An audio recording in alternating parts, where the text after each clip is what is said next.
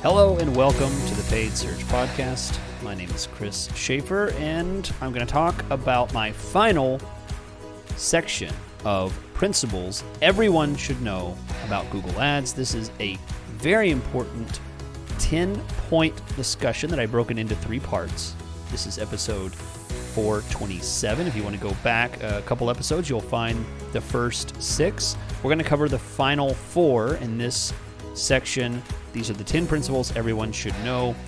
Stay tuned because you're going to learn the final 4 very important things that help me to make good decisions about my clients, about how I manage my clients in Google Ads, how I manage my Google Ads accounts, make sure that they are hitting their goals, that they're maintaining what they're supposed to do, that when it goes off course, that it stays where it needs to stay. These principles are help guiding me in all the decisions that I make in Google Ads. So we're going to cover that at the end of the podcast. The first half of the podcast is going to be covered with a question. I have a question from Pakistan that I'm going to answer. And I'm also going to tell you a little bit about Opteo here at the beginning. So opteo.com/PSP is the URL that you can go to get 2 months for free of my favorite Google Ads management software.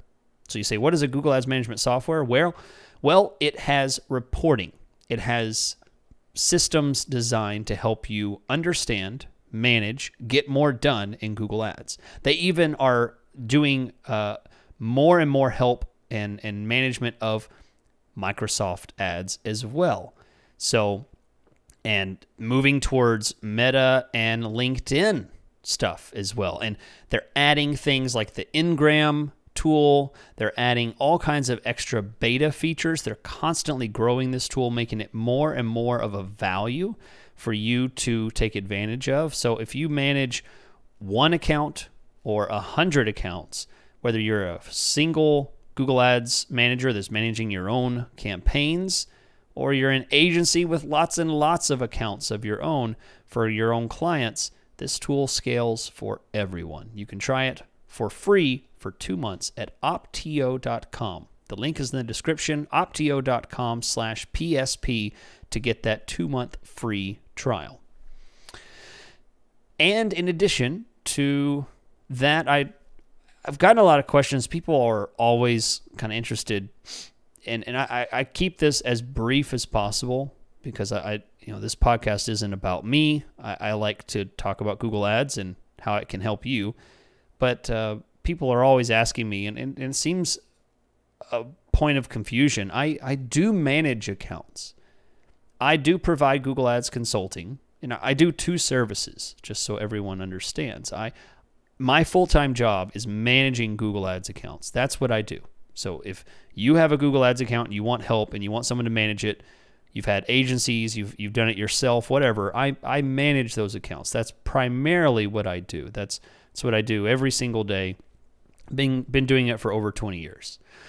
I also do consulting where if you just say, hey, I just want to understand, I want to do it myself, can you help me? That's what my consulting services are. So if you'd like to learn more about that, you can do so at chrisschaefer.com. The link is also in the description for that as well. So the end of that, now we're jumping in to the question from a listener, which you can send in your own question at paidsearchpodcast.com.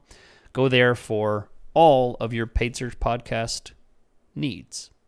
All right, the question, as I said, is coming from Pakistan. Khan writes in, hey, Chris, I absolutely love the show, especially the first 15 minutes. You're doing an amazing job. Keep it up. Well, thank you. I recently listened to your podcast where you discussed how managers can achieve fast results for clients in the first month. The concept of keeping things simple and diving right in resonated deeply with me. It shifted my mindset away from overthinking the initial setup. Very well said. Very well said. I'm so glad that is what clicked for you, because that's a big part of where I find a lot of people failing right out of the door of Google Ads, by the way, is when people immediately overcomplicate something that should start simple and grow. Google Ads should always start simple. You don't know the winning formula. You don't know what the end result's going to look for, so you have to start somewhere. It's better to start with a simple idea and grow from there based on failure and success. So anyway, on with Khan's question. You mentioned starting one campaign in one ad group, which made sense. However, you used an example involving plumbing services with 2 keywords, plumbing services near me and plumber prices, both of which are high funnel, low funnel, opposite kind of keywords. Here's the question from Khan. While both are relevant keywords to plumbing, is it advisable to include them in the same ad group? So the answer to that is no. No, I do not consider those to be keywords that should be in the same ad group. They are 2 different value searches. Plumber prices very often covers a much wider number of searches. Cost of plumber, how much is a plumber, hourly rate of plumber, how much for a plumber to install a sink. The how much, price, cost, quote kind of searches are immense. I consider them top of funnel. That means high volume, not as much value. So for that reason, when you come across something that has a high volume, it is much more risky. It's unlikely that the person's going to convert because there's a ton of traffic and the conversion rate is often pretty low. Then I consider that a high funnel, top of funnel keyword, and therefore it does not belong with bottom of funnel keywords like plumbing services near me. Okay, one person's looking up prices for who knows what reason. Could be a million reasons. They're looking up prices, and another one is looking up plumbing services near me. Which one do you think is most likely to click that phone number and call, or submit a quote, or fill out a web form to get a call back? I'm betting plumbing services near me is much more likely. So for that reason, you should not have them together because they represent different risk, different value to you. So they shouldn't be mixed.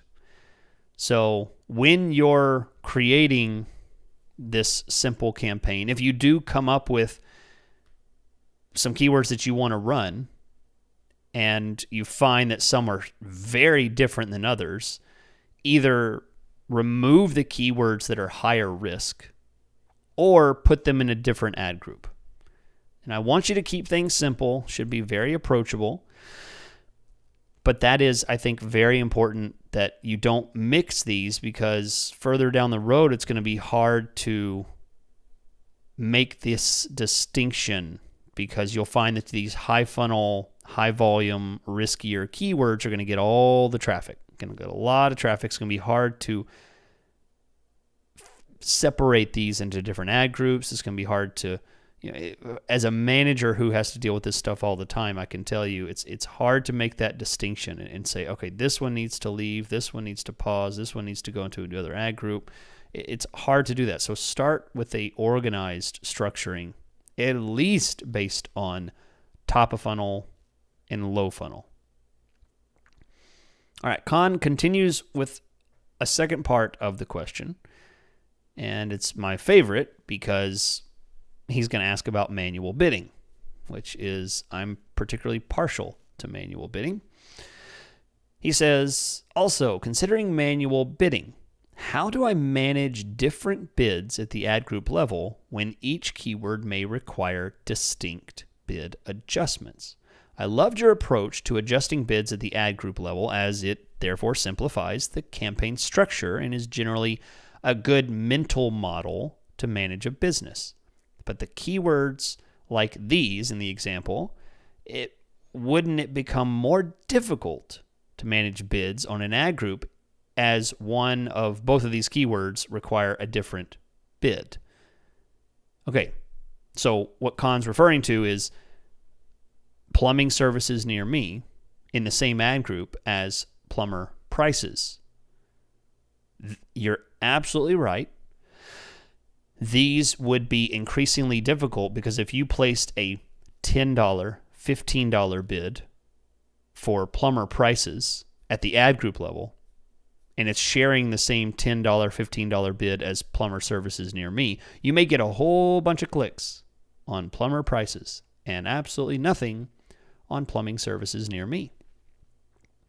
So this is a problem because I've told you to simplify and manage your manual bids at the ad group level, but you're struggling and you need to micromanage your bids because one keyword is blowing up another keyword. Okay, so spoiler, the answer to this question was in my previous answer, but the answer here is you've identified a structure problem. You've identified a problem with the value of the keyword being starkly different from the value of another one.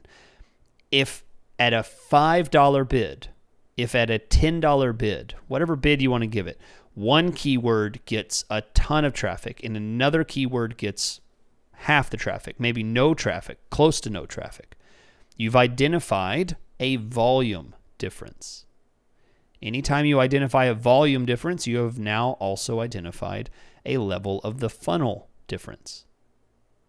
So if one keyword gets double, triple, or all the traffic and all the others get nothing, and they show that they're eligible, they show that they should be getting traffic, then you need to separate those because something is different. Volume is different. And if volume is different for keywords, then you know that the level of the funnel, the level of the sales funnel, the interest level, the risk, in other words, is different for those lower spending or no spending keywords.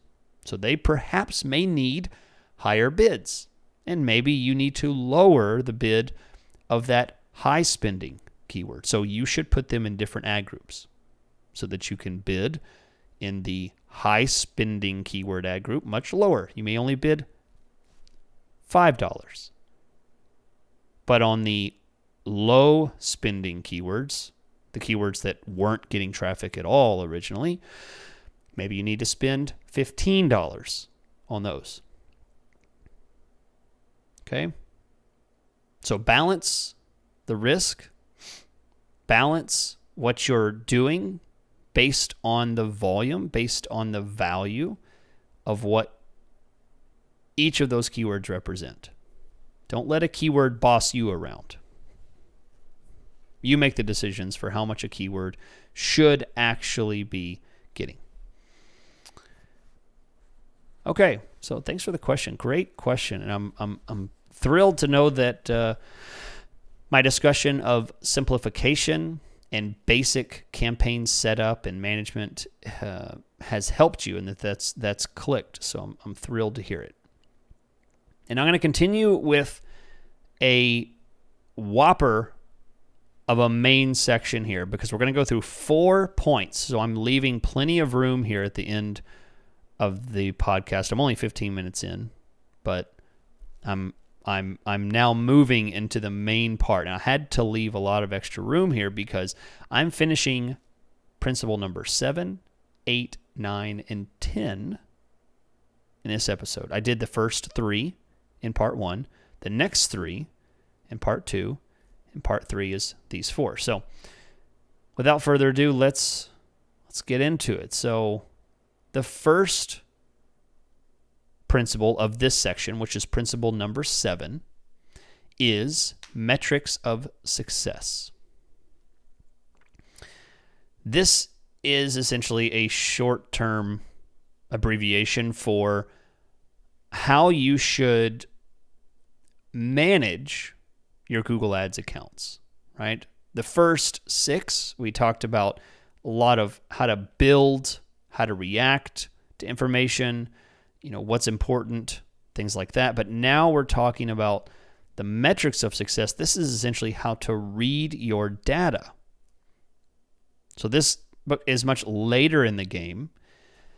Now you're looking and comparing week to week, month to month, perhaps season to season, quarter to quarter.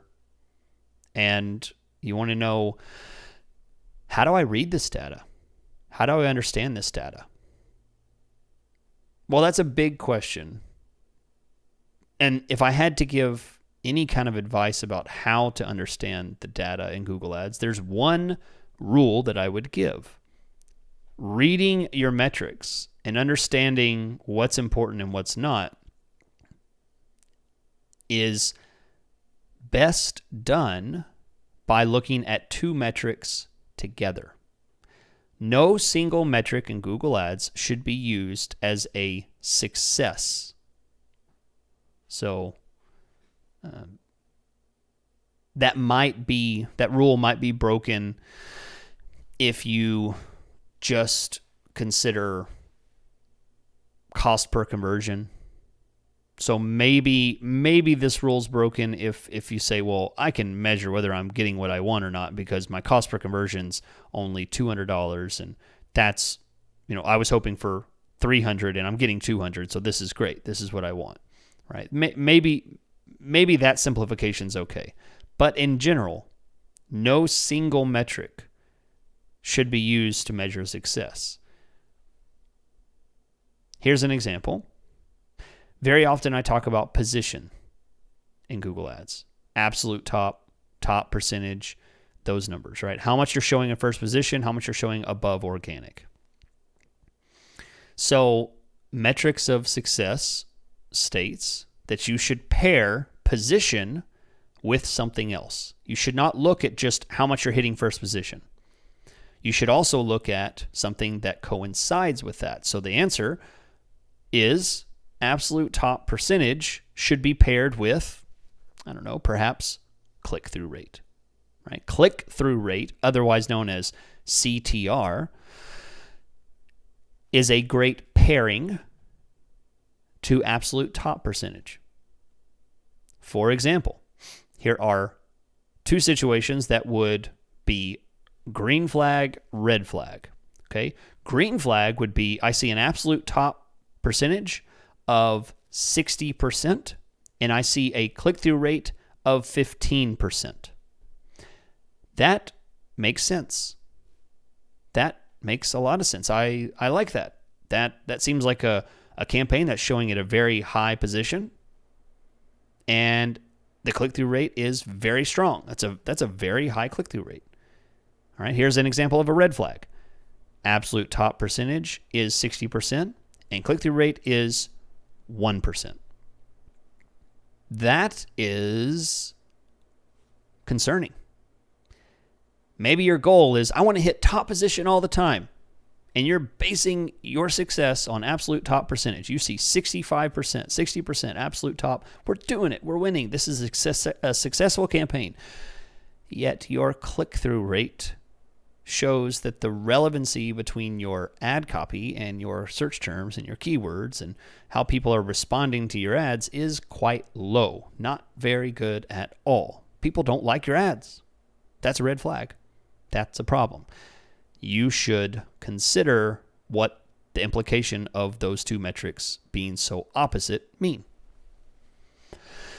Another example is your cost per click and your CTR.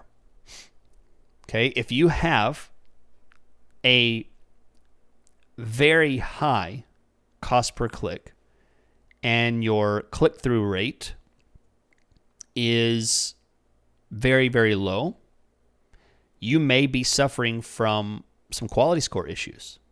This would be a red flag to me, right? And all of these have nothing to do with your conversions. I'm just trying to come up with examples that have nothing to do with conversions, which of course is how a campaign should be measured. But these are secondary metrics that should be considered.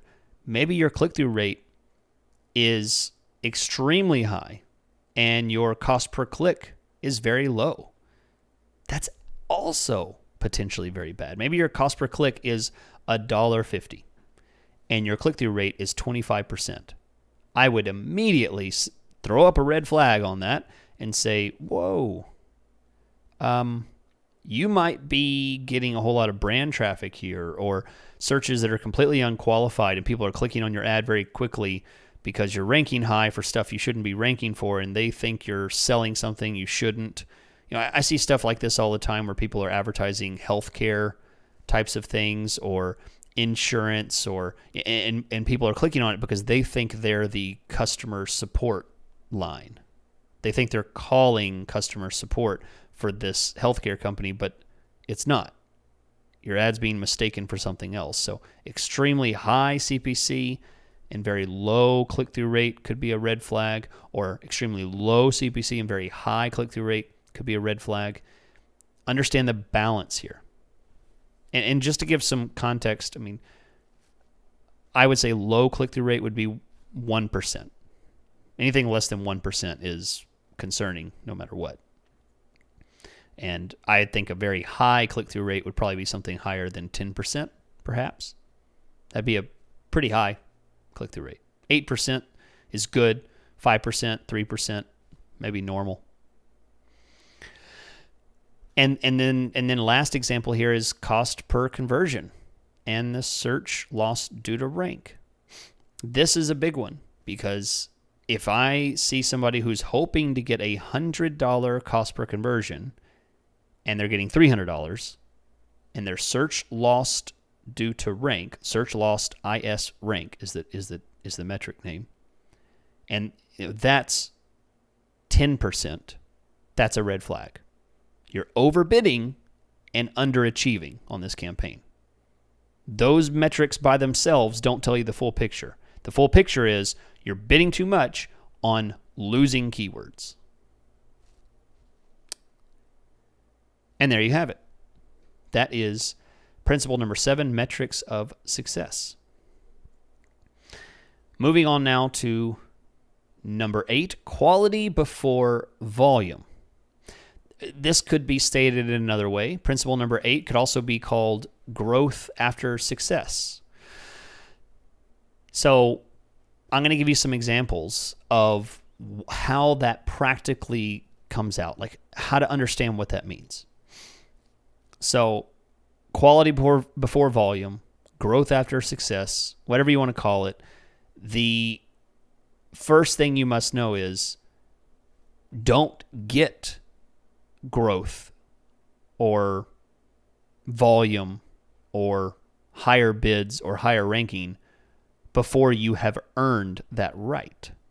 So for example, if you're in phase 1 of Google Ads and you're just trying to get the right traffic and stuff like that, you should not be focusing on high positions. You should not be trying to get first position all the time yet. You need to define your traffic. You need to improve your traffic first. So high position ranking should come after phase 1. So there you go. That's an example of growth after success, quality before volume. High position, hitting first position 60, 70% of the time should not be during phase 1 of Google Ads. That's the wrong pacing. You're bidding too much. You're being too aggressive. You should pull back on that. Another example. In my opinion, automated bid strategies should be considered after phase 2. Okay, so you've already got your quality of traffic figured out in phase 1. You're moving on to phase 2. Now you're getting conversions. Automated bid strategies are more appropriate after you've started to establish and achieve your cost per acquisition, your CPA, your ROAS, whatever money-making goal you've established in the account. Now is a better time. So after phase 2, that's more appropriate, right? So quality before volume. Get your baseline established first and then grow. And then here's another example. Increasing your spend does not come in phase 1. Increasing your spend does not come in phase 2. Increasing spend should be phase 4, possibly phase 3. But it should be a late stage phase 3. So when you're considering increasing spend, have you first achieved quality? have you first achieved success? So increasing spend is not a solution to push you from phase 1 into phase 2. Doubling the budget doesn't make keywords suddenly work better. That is ridiculous. Okay, I don't think I can better explain that one than that. That is number 8, principle number 8, quality before volume. Number 9 of the 10 principles. We're almost there, guys. We're almost there. Number 9 is something that I am very adamant about, because I think that if you're breaking rule number 9, you're very likely breaking rule number 1. Rule number 9 is boundaries. I think that boundaries in a Google Ads account help you avoid chaos by establishing goal-oriented groups in your account. So when you establish a campaign that has a specific goal, when you establish an ad group that has a specific goal, this helps you to avoid chaos. Now, chaos happens when you have hundreds of keywords that are sporadically added to different ad groups, or maybe all in one ad group, and there's no true theme, value, or linear path in all of these keywords. The ad copy is just kind of generic. The landing page is the same landing page everything else gets. Nothing is different. It's all the same. That's chaos. You have no control. You're not controlling anything. So by establishing and creating boundaries for each campaign, this campaign is for this geographic area, and it is supposed to get this kind of traffic. And my goal for this is to try and achieve, this metric of success. I want to show up very high position with this cost per acquisition maintained. Right? That's a proper goal assigned at a campaign level. Campaigns are best for controlling the budget, choosing a bid strategy, and geographic location. You should create new campaigns when you need to differ from one of those. If it needs a separate budget, if it needs a different bid strategy, a different location, great, you need a new campaign. You don't need new campaigns for other reasons beyond that. Ad groups are for controlling ad copy by the keyword. You don't create new ad groups when you need to target a new geographic area. That's what campaigns are for. So obviously you wouldn't do that. So there's no reason to create new campaigns when you need to just simply create an ad group instead. Overcomplicating your campaigns leads to chaos. I am strictly against doing anything with ad groups that have one keyword in them. You think that perhaps the extreme of this, the best possible situation then is to have one ad group with one keyword in it, and another ad group with just one keyword in it, and another ad group with another keyword in it. That's not the solution. The solution is thematically associated ad groups. One theme in each ad group based on the type of keywords or the value of the keywords. Okay, that is number 9. And the big one here, number 10, is very important. It's something that I feel with my gut. I mean, it's very important that everyone hears this, because it's the one thing that causes the most heartache, the most regret that I ever see in Google Ads. It's about account management and making your own decisions. Only you are responsible for your account. And I'm going to talk more about that in just a second. Remind you real quick about opteo.com/PSP. That's opteo.com/PSP for a 8-week. That's 2 months for free of my favorite Google Ads management tool. Try it out, opteo.com/PSP. So here it is. This is the one that I hate when people break it and realize they broke it when it's too late. The rule number 10, principle number 10 is account management. And this is essentially meaning you make your own decisions in Google Ads. Only you are responsible for your account. You have an agency, you have a manager, you have someone who helps you. You're responsible for the integrity of what's happening there. If you're feeding bad data into a Google Ads account, and thus that Google Ads account is lying to you, it doesn't think it's lying, doesn't know that it's lying, but it is effectively lying to you because you set up bad conversions, that's your responsibility. You are only going to be the business owner, whoever's paying that bill for those ads to run. That's the person that's ultimately responsible for the success. So I'm speaking to you, those of you that are managing your own accounts or you have someone who's managing for you. Don't believe get quick success. This 3 steps to success in Google Ads. This always works. It's the easiest way to go. These type of get success quick kind of strategies, you've heard of get rich quick. I mean, that's just as ridiculous as get success quick strategies. There's no such thing. There are no shortcuts. There are some people that achieve success faster, but that's not the way it may go for you.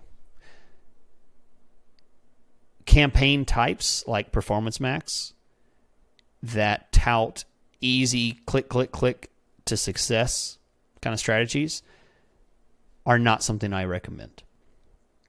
I do not find that they are universally valuable, universally successful, even down to just automated bid strategies. Get quick success with automated bids, max conversions, target CPA. Just set it and forget it. That is baloney. There's no quick route to success like that. And another thing, if you are being pressed by Google, by someone who would benefit from additional spend in Google Ads, if you're being pressed to do something that seems rather dramatic, or maybe it's not even that dramatic. Maybe it seems very simple. Maybe it's just a couple, check these boxes. The auto recommendation system.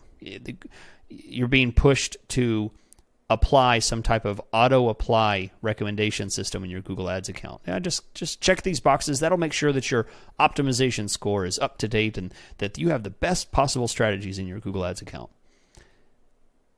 If you follow these instructions without question, it is your responsibility for the consequences. I cannot tell you how many times people have been burned by these auto-apply recommendations or just recommendations in general. If Google is pushing it, if Google recommends it, think twice before you just click apply. Think twice before you just check that box. It's your responsibility here. Don't take advice from people that can benefit from things that could hurt you. You're the only one that's responsible for the success of your account. And that's what these 10 principles are all about. If you follow these 10, they'll help you make decisions for yourself. They'll help you make decisions without having to look up Reddit forums or watch YouTube videos or listen to podcasts or take advice from someone else. These 10 principles are self-sustaining, strong foundation of making decisions in your Google Ads account. And many things, pretty much everything, if you need to make a decision about it, one of these 10 can be used to answer that question, whether it's based on the phase of success that you're in, whether something is too risky, how you should manage that risk, how to measure success, how you should structure your Google Ads campaign, whether you should use automated bids or manual bids. These are all addressed in my 10 principles, and I hope these are beneficial to you. I hope they help you to make better decisions in Google Ads. If you would like personal instruction from me, or you would like for me to possibly look into managing your account, you can reach out to me at chrisschaefer.com. Otherwise, thank you guys so much for being here. I will catch you next week.